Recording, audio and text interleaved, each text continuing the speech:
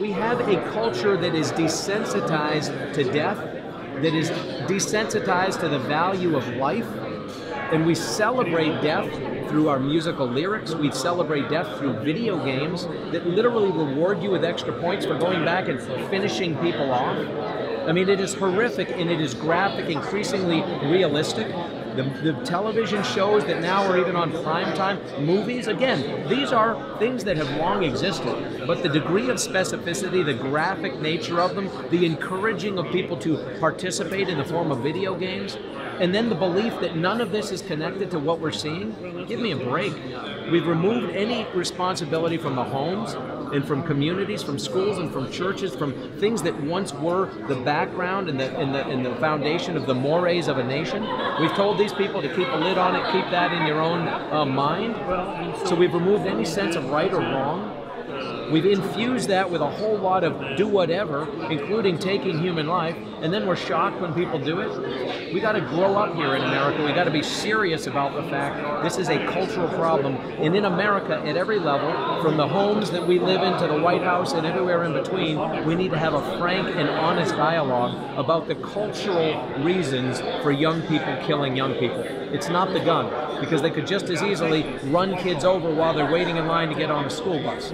What is the mindset that's causing young people to kill other young people? That's what needs to be addressed. Is there any evidence that drawing the connection to video games and movies and this behavior? Again, go back before any of these existed. How many children walked into schools and slaughtered other children? How much more evidence do you need? You have 17 more dead children in Florida. We had a couple dead children a few weeks ago here in Kentucky. How much more evidence do people want? The people who say there's no evidence are full of crap, frankly, and are using that as an excuse to not address the fact that we have plenty of dead bodies of our children that are the evidence. I don't know how much more anybody needs. What should the government do about this, if anything? Again, let's start a dialogue. The most important thing, back to the beginning of your question, not to have any knee-jerk response. The idea that we need to do this or to do that, this rule or that law, that is not the answer. And mistakes are made when people, with good intention, in moments of emotion, rush to judgment. Let's start an honest conversation about what is or is not appropriate to be infusing into our young people. And I'm a big believer in the Constitution and the First Amendment and the right to free speech.